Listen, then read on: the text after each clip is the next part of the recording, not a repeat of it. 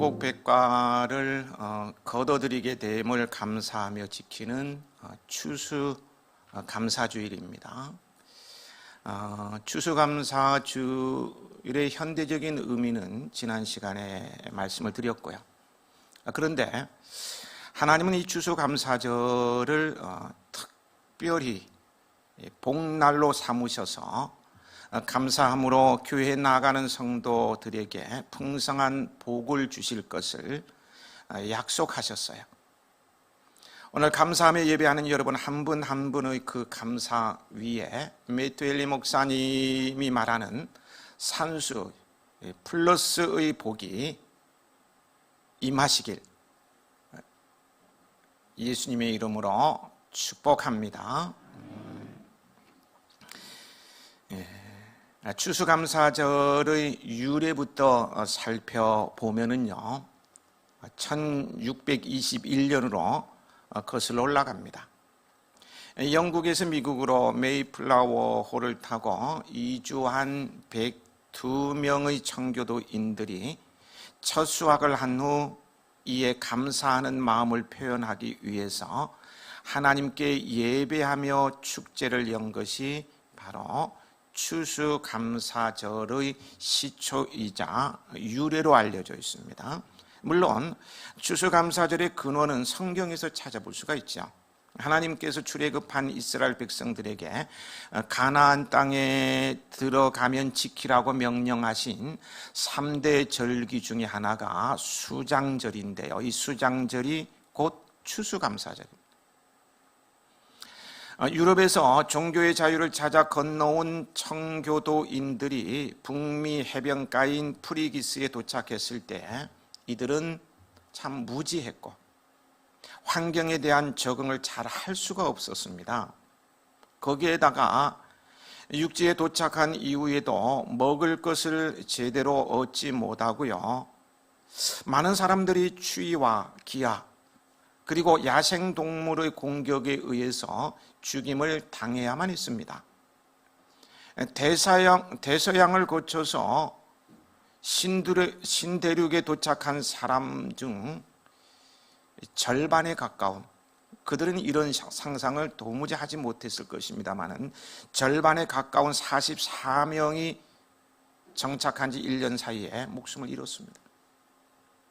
세 가정을 제외한 모든 사람들이 바위투성이인 뉴잉글랜드의 땅을 파고 사랑하는 남편, 아내, 아이들을 묻어야만 했습니다.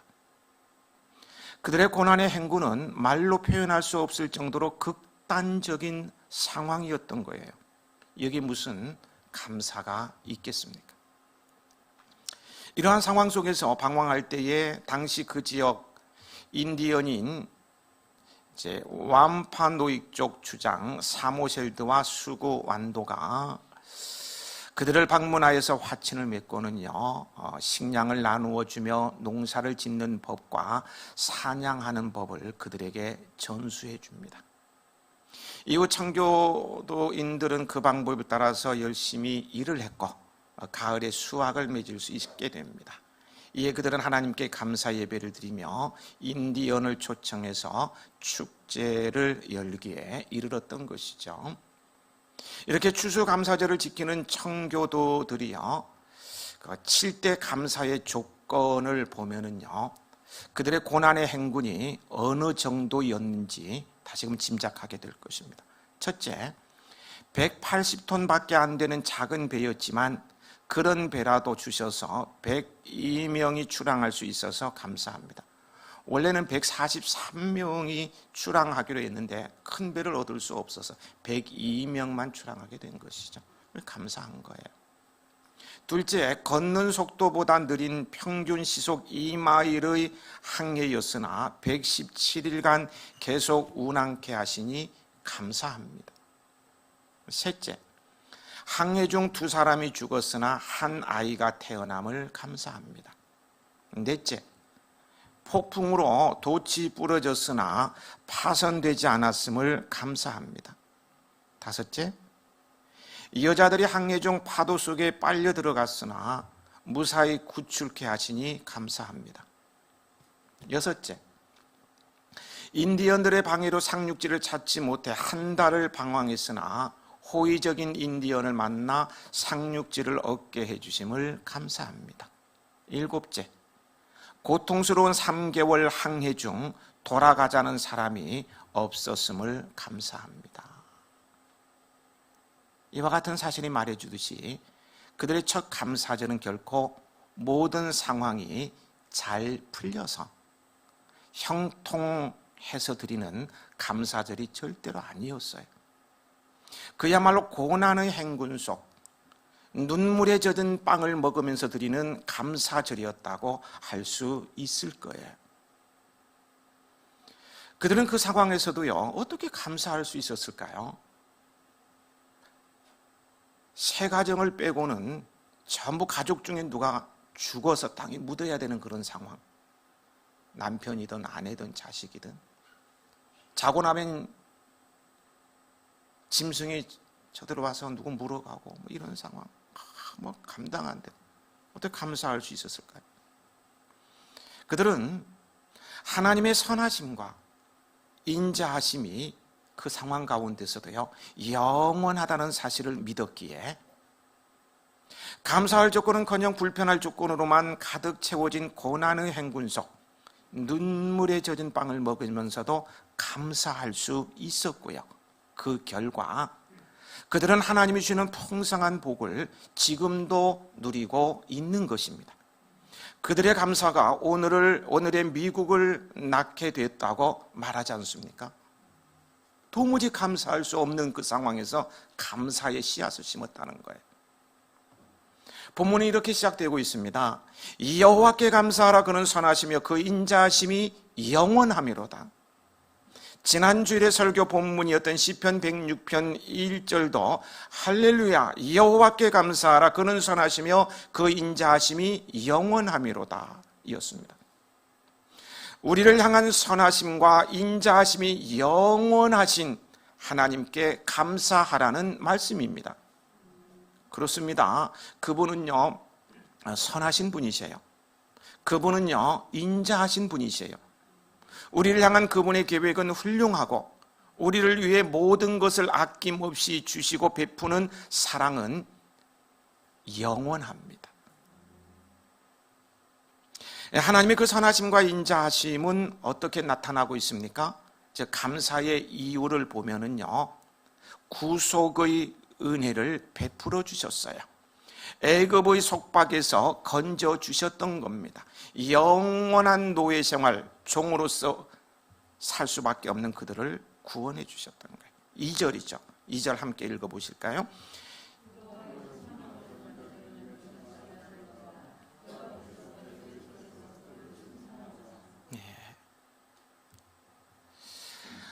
오늘 우리 또한 죄의 형벌로 영벌에 처할 수밖에 없는 본질상 저주받은 인생이었는데 그 선하시고 인자하심이 영원하신 하나님으로 말미암아 크신 은혜로 구원을 받았습니다.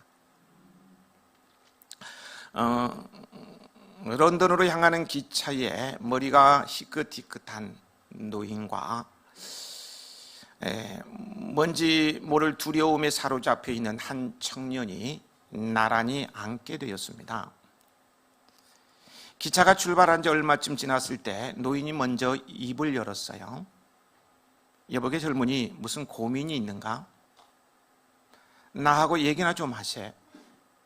청년은 흠칫 놀라면서도 이내 마음을 잡고 조용조용히 말을 꺼내기 시작했습니다.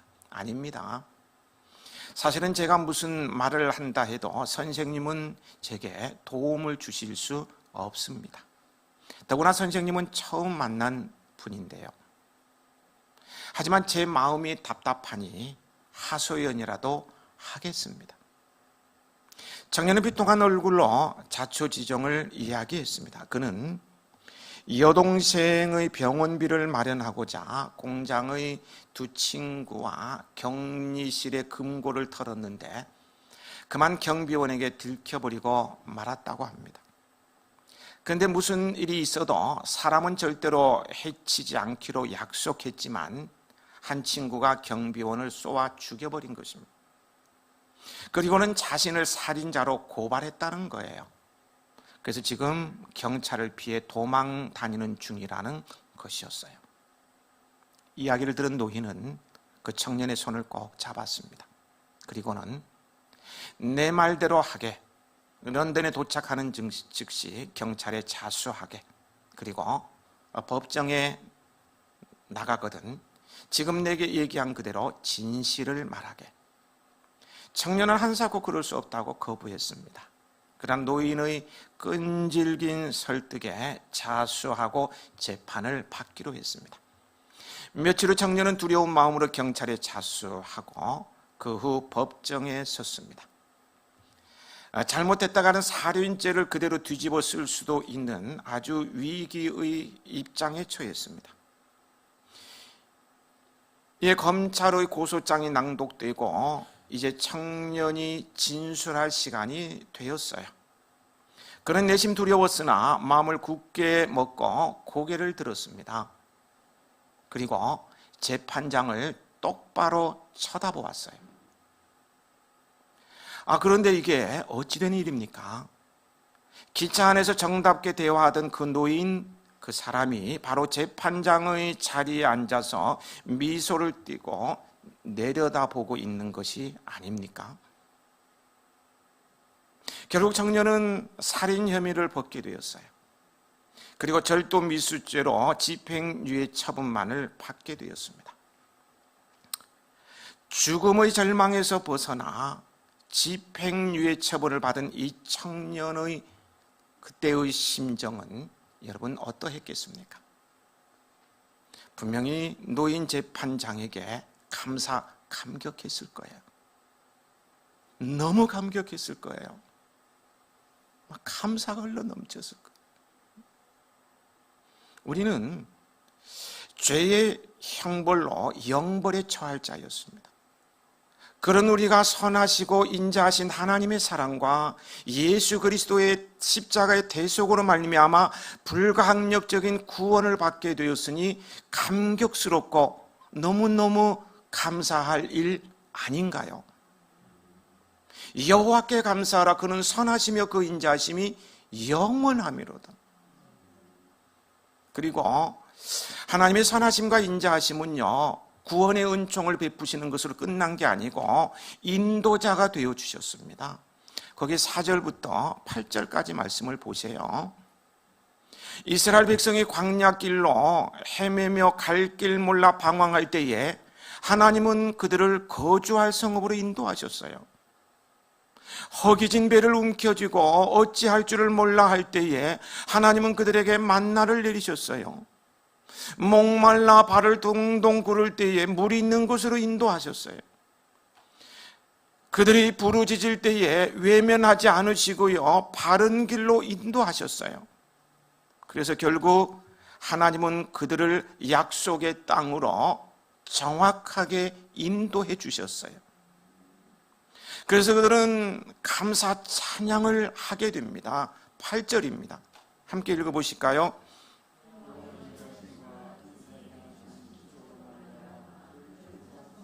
찬송할지로다. 오늘 하나님은 여러 가지 모양으로 우리를 저와 여러분을 인도하십니다. 지나온 날들 돌아보면 말입니다. 앞이 캄캄했던 적도 여러 번일 것이고요. 정말 아찔했던 순간도 수없이 많았을 것이라고 지난주에 말씀하면서 지나온 삶을 한번 잠시 돌아보는 시간도 가졌습니다. 저도 가만히 보면 캄캄했던 순간, 아찔했던 순간들이 막 꼽아지더라고요. 그럼에도 불구하고요, 그때 모든 것이 끝나지 않게 하시고 여기까지 이르도록 인도하신 그 하나님, 그분의 은혜가 너무 크지 않습니까? 모든 것이 끝나지 않고 여기까지 이른 것은 하나님의 인도하심인 줄 믿으시기 바랍니다. 하나님은 여러 가지 모양으로 우리를 인도하셨고요, 앞으로도 인도하십니다. 그것은 마치 부모가 자식을 인도하는 것과 같아요. 모든 부모의 한결같은 소망은 자식이 잘 되는 것 아니겠습니까? 우리의 영적인 아버지이신 하나님도 마찬가지예요. 오늘 우리가 잘 되기만을 바라며 인도하시는 하나님 아버지께 감사하십시다. 이해가 안 되는 상황이라도 무조건 감사하세요. 아버지는 좋은 것을 계획하시고 우리를 인도하고 계시기 때문입니다. 또한 하나님의 선하심과 인자하심은 필요를 공급해 주시는 은혜로 나타납니다. 9절입니다. 함께 읽으실까요?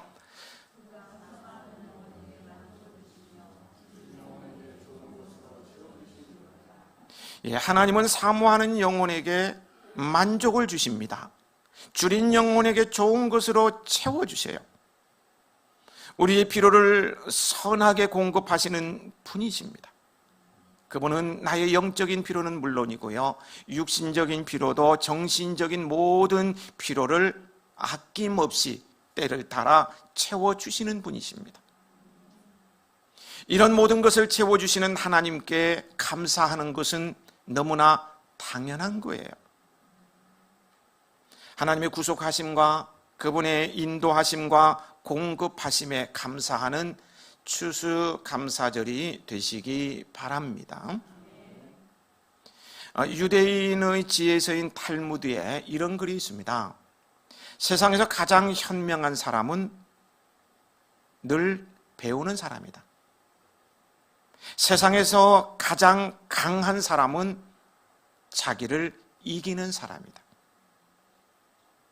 세상에서 가장 행복한 사람은 범사에 감사하며 사는 사람이다.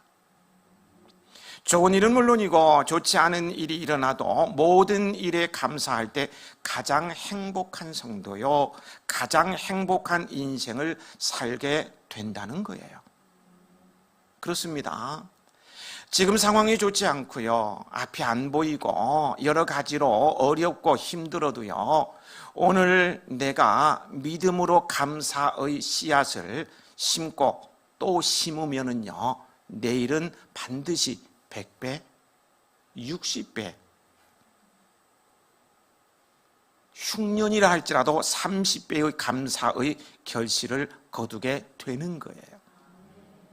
그 고난의 순간 가족들이 다 죽어나가고 먹을 것이 없고 그런 상황임에도 불구하고 감사했던 미국인들을 보세요.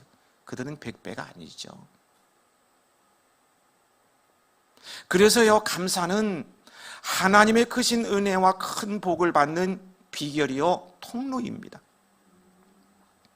사실은 1년 12달 365일 내내 감사해야 되지만 특별히 이날 추수감사주의를 정해서 평소에 내려주신 모든 은혜, 모든 사랑, 모든 복에 더 많이 감사하고 더 깊이 감사하고 더 뜨겁게 감사를 표하는 추수감사절입니다. 또한 이렇게 받은 은혜 잊지 않고요, 뜨겁게 깊이 모든 것을 다해서 감사할 때 하나님께서 내년에도 변함없이 우리를 지켜주시고 돌보아 주시며 더 큰 은혜와 사랑으로 복내려 주실 것입니다. 어느 성도가 새롭게 발견한 감사의 조건들이라는 제목의 글을 남겼습니다. 첫째, 때때로 병들게 하심을 감사한다. 인간의 약함을 깨닫게 해주는 기회가 되기 때문이다. 둘째, 가끔 고독의 수렁에 버려진 자로서 급급해 살게 하심도 감사한다. 그것은 주님과 가까워지는 기회가 되기 때문이다. 셋째, 계획한 일들이 틀어져 안 되는 것도 감사한다. 나의 교만이 꺾이는 기회가 되기 때문이다.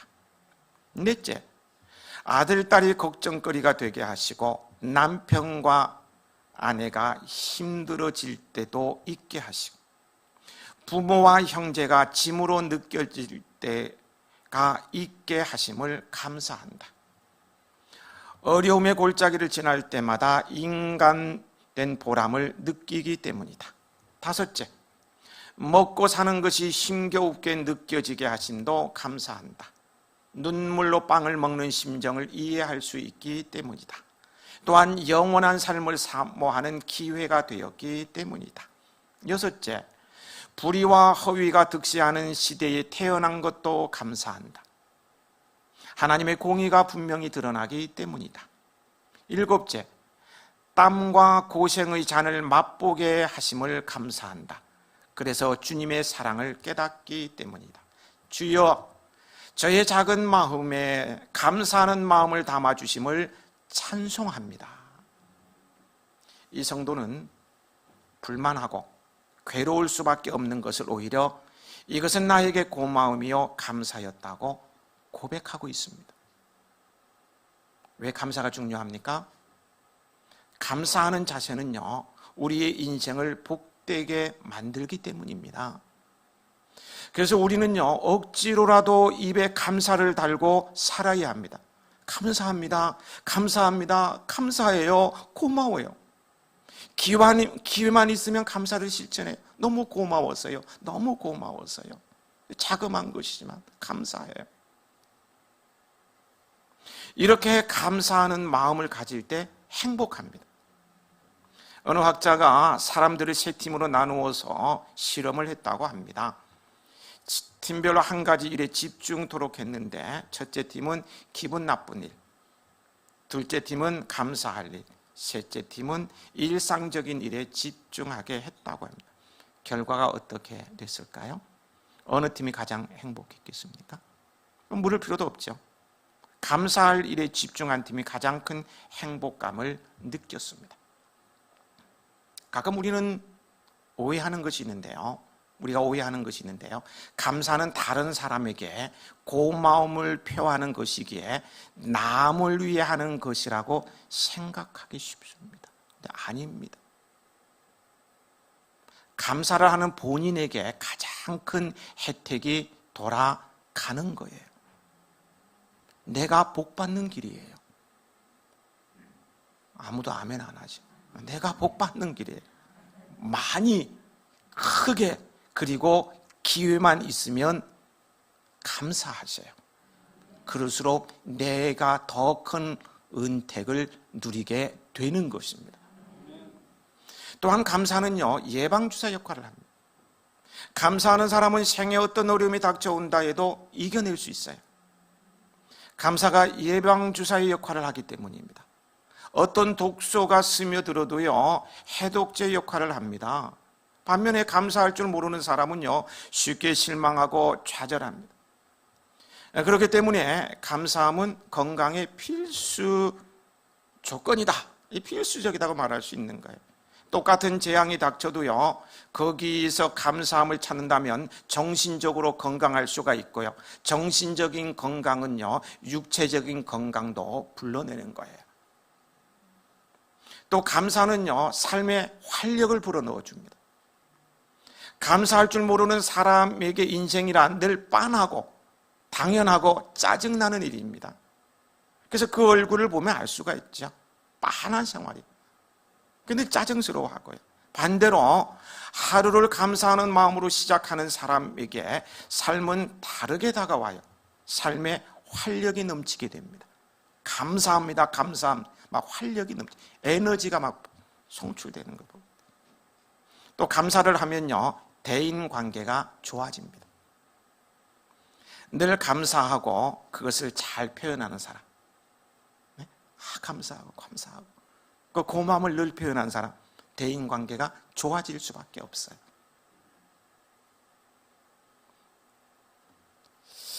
지난주에 말씀드린 그 S. 존슨이라는 사람은 감사하는 마음은 높은 교양에서 우러나오는 것으로서 저속한 인간에게는 이것을 찾아볼 수 없는 것이라, 이렇게 했어요. 높은 수준의 교양 있는 사람이 감사를 한다는 거예요. 천박한 사람은 못하고요. 오늘 감사가 회복되시길 축복합니다. 미국 신시내티에 있는 프록터 gem블 비누 회사를 설립한 할레이 프록터라는 사람은 믿음이 참 좋은 사람이었습니다. 회사가 아무리 어려워도요, 하나님 앞에 감사하고 11조를 철저히 드리는 독실한 크리스천이었어요. 한 번은 직원이 비누 만드는 기계를 규정된 시간보다 더 오래 가동시키는 바람에 엉터리 비누가 만들어지고 말았어요. 물에 둥둥 뜨는 비누가 만들어지게 된 것입니다. 이 직원은 어찌할 바를 모르고 당황했고요, 이 일로 회사가 큰 손해를 입게 되었습니다. 이런 상황에 처하면 보통 최고 책임자를 비롯해서 많은 사람들이 화부터 내게 되고요, 책임부터 물으려고 할 거예요. 그러나 이 사실을 전해들은 프록터 사장은 범사에 감사하는 크리스천이었기 때문에요, 화부터 내지 않고요, 하나님 앞에 감사하면서 묵상 기도를 했다고 합니다. 원망하며 비난할 만하잖아요. 그렇죠? 원망은 비난하는 기도가 아니고요, 감사함으로 하나님께 기도했다는 거예요. 우리도 그래야 돼요. 근데 그때 한 가지 생각이 그의 머리를 스쳐 지나갔습니다. 여러분 기억하세요. 감사로 기도하는 사람에게는요, 하나님의 복의 영감이 임한다는 사실 잊지 마시기 바랍니다. 그에게도 하나님의 영감의 복이 임했어요. 감사로 기도하다 보니까요. 목욕탕에서는 물에 뜨는 비누가 훨씬 더 좋지 않을까 하는 생각이 번뜩 머리에 스쳐간 거예요. 하나님이 그런 생각을 주신 것이죠. 그래서 몇 번 생각하고 또 생각하다가 그는요, 엉뚱하게 만들어진 이 비누를 아이보리라는 이름으로 시장에 내놓게 돼요. 근데 이게 웬일입니까? 이 비누는 나오자마자 선풍적인 인기를 끌게 되었고요, 마침내 그는 거부가 되었습니다. 지금도 아이보리는 세계적으로 유명한 비누로 잘 알려져 있지 않습니까? 여러분 다 아실 거예요.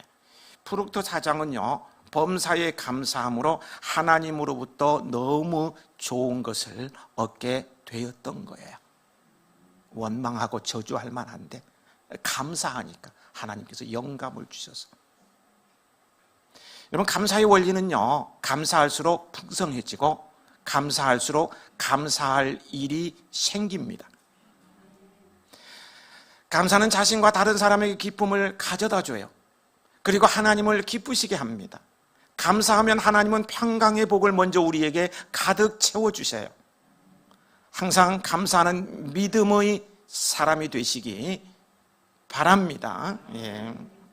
근데요, 믿음과 감사는 정비례합니다.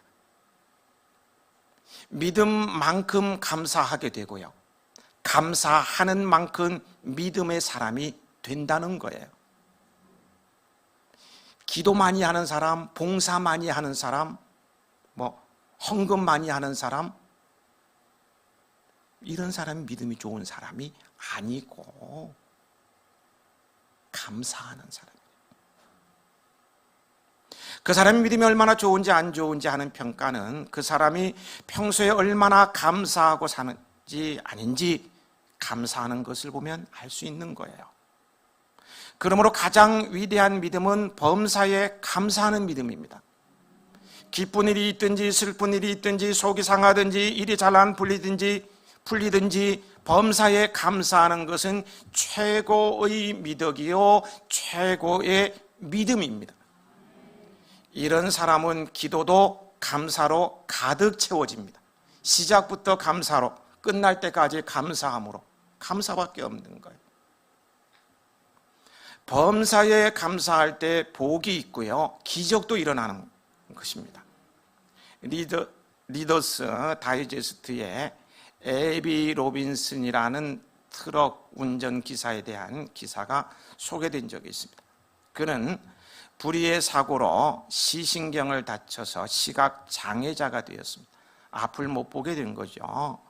그러나 그는 다행히 독실한 크리스천이어서요, 그 상황에서도 낙심하지 않았고요, 절망하지도 않았을 뿐만 아니라 자포자기하지도 않았어요.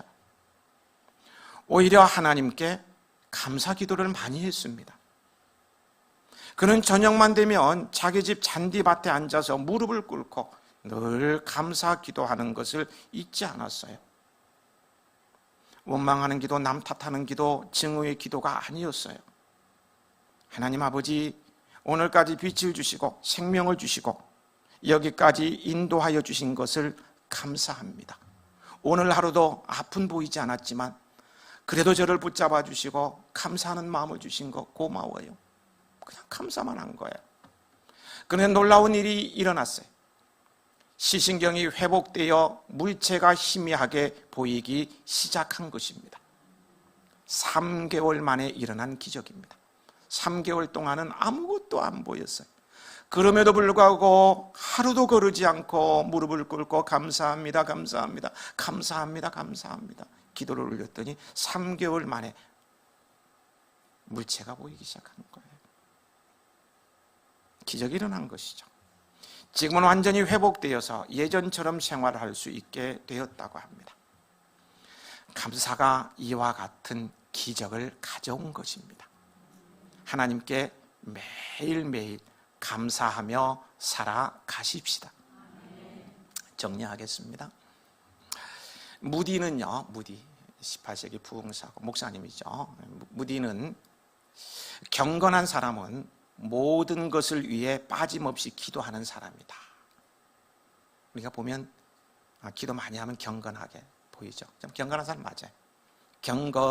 경건한 사람, 모든 것을 위해 빠짐없이 기도하는 사람이다. 그러나 정말 경건한 사람은 모든 기도 위에 감사하는 마음을 가진 사람이다 라고 말했어요. 믿음 좋은 사람은 기도하는 사람이 아니고 기도 위에 감사를 많이 하는 사람이라는 거예요. 경건한 신앙은 그 사람이 하나님을 위해 얼마나 뛰어난 일을 하느냐에 달려있지 않고 매사에 얼마나 감사를 실천하며 사느냐에 달려 있습니다.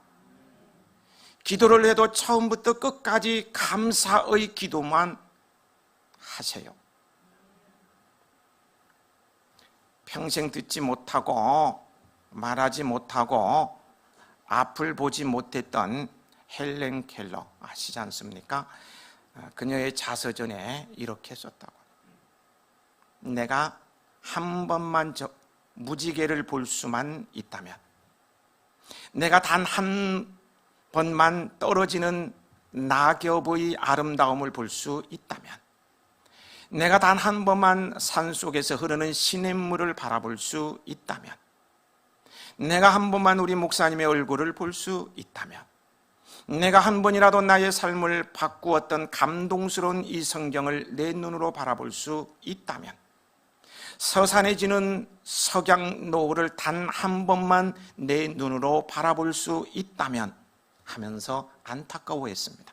그러면서 이 땅에 살면서 보고 듣고 말하면서도 감사할 줄 모르는 사람들에게 사흘간만 보지 못하게 하고 듣지 못하게 하고 말을 하지 못하게 한다면 보고 듣고 말한다는 것이 얼마나 감사한지 모를 사람이 없을 것이고, 단 하루 동안만이라도 하나님이 눈을 멀게 하고 귀를 멀게 하고 하루 동안만 벙어리 되게 하셔서 말 못하는 아픔을 알게 한다면 그들이 얼마나 감사하며 살 수 있지 않겠느냐 라고 했습니다.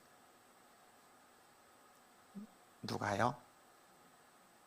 말도 못하고 듣지도 못하고 보지도 못하는 헬렌 켈러. 감사로 인생을 산 그분의 신앙 고백에는 다름없는 거예요. 여러분, 따지고 보면 우리에게 다가오는 범사가 감사할 일입니다. 우리에게 다가오는 범사, 모든 일이 감사할 일들이에요. 실패하고 망신당하는 것도 감사할 일이에요. 왜냐하면 하나님은 모든 것을 다 모아서 합력해서 선을 이루어 주시기 때문입니다. 감사할 때 또 다른 감사로 풍성하게 될 것입니다. 지금까지 지내온 것 주의 크신 은혜랑 한이 없는 주의 사랑 어찌 이루 말하랴. 오늘 여기까지 도우신 하나님께 감사함으로 모든 것을 준비하시고 이끄시는 여호와 이레의 은총과 사랑을 받아 누리는 우리 해야인들이 되시길 주님의 이름으로 축복합니다. 축복합니다.